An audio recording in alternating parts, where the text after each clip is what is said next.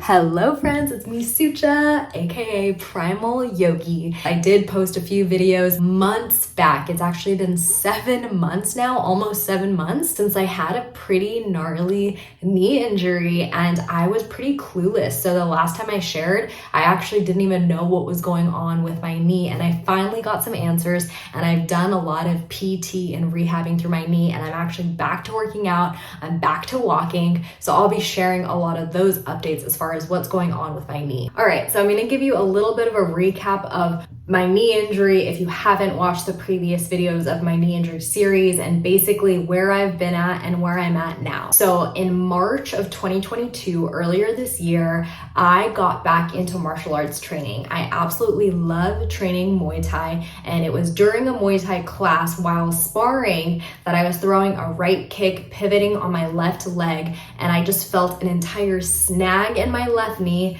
collapsed to the ground, and then over the course of 24 hours, actually just 12 hours, my knee just started getting even more and more swollen. And I'm so used to having different like muscle pulls and different tensions just over the years of working out, and definitely had my times where I was overtraining and overworking out. So I just thought that I went too hard because I was getting really into my workouts that week, and I was just kind of overdoing it. I thought, it's fine. It's going to take a few days and it'll kind of like get pushed off to the side and it'll heal, and I just got to take some rest.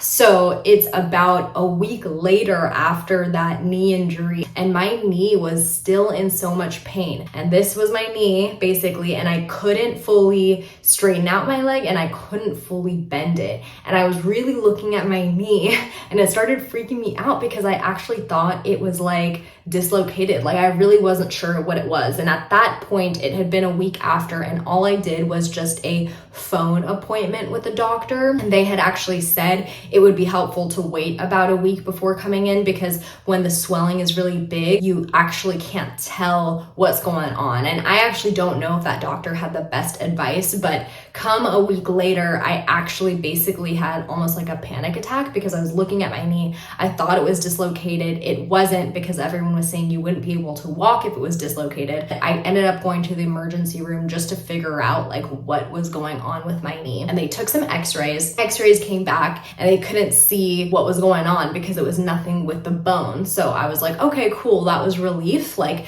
my bone was still in place and it was fine. But I needed to get an MRI, and my process to get an MRI took a solid month, and I was pretty disappointed just with like the entire process, because I was going into the doctors multiple times, and given I could barely walk, it actually took me a month before I even got crutches. But pretty much that entire month, I just couldn't walk. I was limping like crazy, in so much pain. I still wasn't able to fully straighten out my leg or fully bend it. And yeah, it was like an emotional roller coaster. Finally, after a month, I get an MRI, and this is where I hadn't filmed really anything from the knee injury series after 1 month out, because I was really focusing on eating animal-based and healing with bone broth, and I was like really all into the holistic healing. But I was going through this emotional roller coaster because all the doctors were saying was that I would absolutely need surgery. Based on what I did have with my knee, most people would get surgery. Basically, my update here for you today is that I got my MRI results back. They confirmed that I had a completely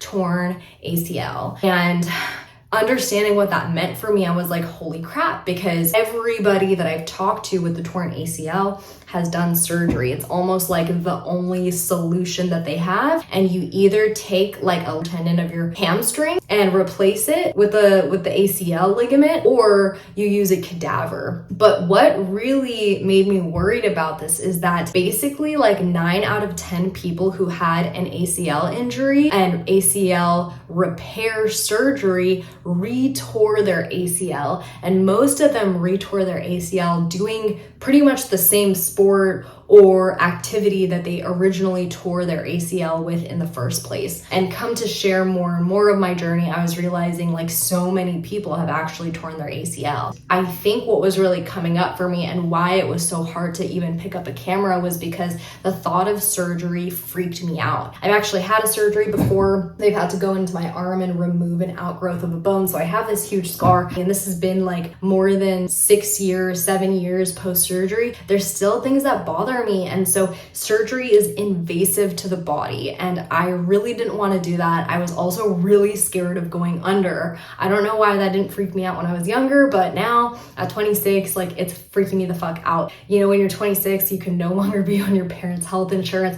So I felt this idea of feeling like rushed because my health insurance with my parents, which is really great coverage, it ended just a month ago when I turned 26. And so I felt like I almost had to rush myself into surgery. And I'm really glad that I didn't go with that scarcity mindset, because the reality of an ACL surgery is that you don't actually need to do it right away. It's like once you have a torn ACL, you have a torn ACL. So you can actually decide to do the surgery even like a year later if you wanted to. That's actually what the PT showed me. So fast forward to a month after I got the MRI, they had said that I would need to gain full mobility of the knee before even considering surgery. And at that point, I still didn't know if I was going to do surgery or not, but I did go in for a few sessions with the physical therapist. And because I have such a in-depth movement background, there wasn't anything crazy he was showing me as far as knee rehab. However, the most helpful thing that he did is, remember how I said I couldn't fully straighten out my knee, and I was able to bend it more and more, but the straightening out of my knee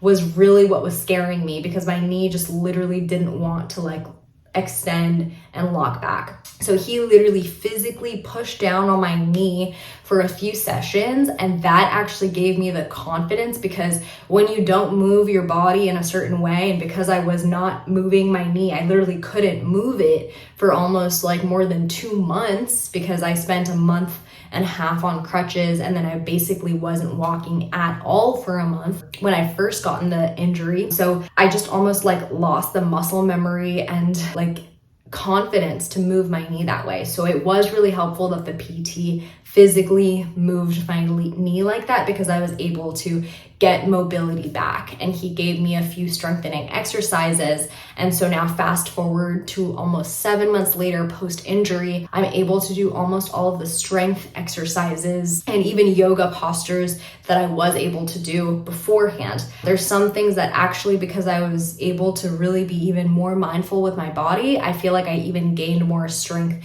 and mobility in. There's still a few things that are really, really bugging me, and still a few things that I can't fully do.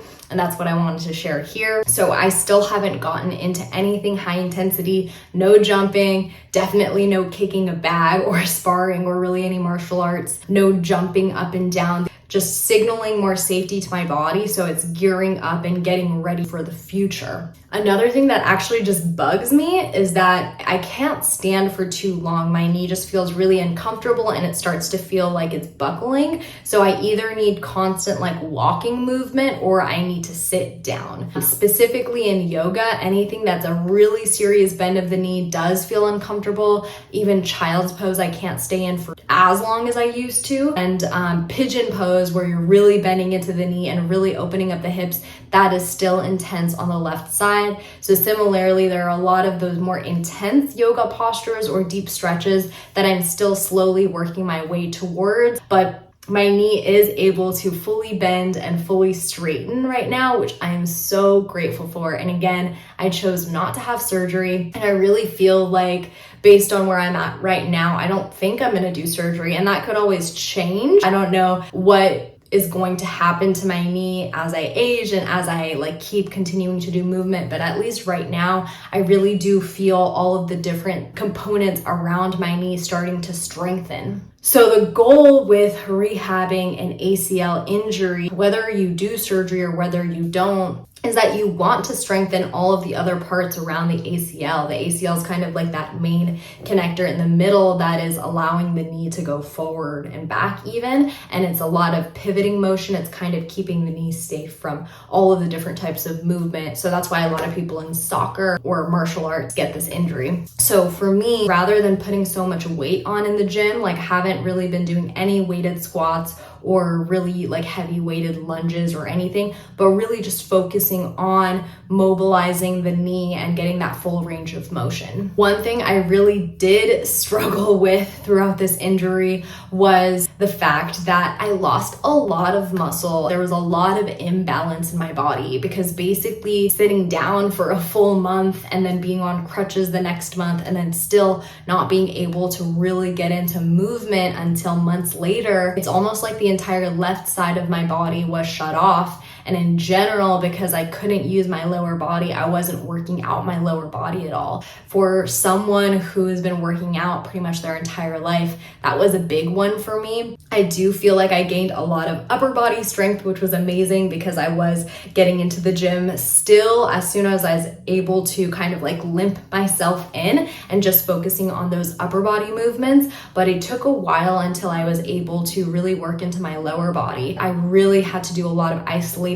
movements, so like left side separately, right side separately, and couldn't just jump into things like deadlifts. I'm really grateful I can do deadlifts right now because those are one of my favorite movements, and that was one of the most challenging movements because again, I wasn't able to fully straighten out my leg. So deadlifts are a lot of pressure on the posterior chain and behind your leg, and behind my knee is where I felt a constant pulling, almost like it was gonna give out. In general, I had to take a huge break from even yoga. I was teaching classes, but it was amazing because I got to teach just through verbal communication and cues rather than physical. So it taught me a lot, and I feel like advanced my teaching capabilities. But as far as physical movement, taking that big break from actually working out my lower body, I had to really work my way up. And I feel like now I'm finally at a place where I've almost been evening out my muscle. I still see a difference in my knee and even how the body is kind of making up or compensating. So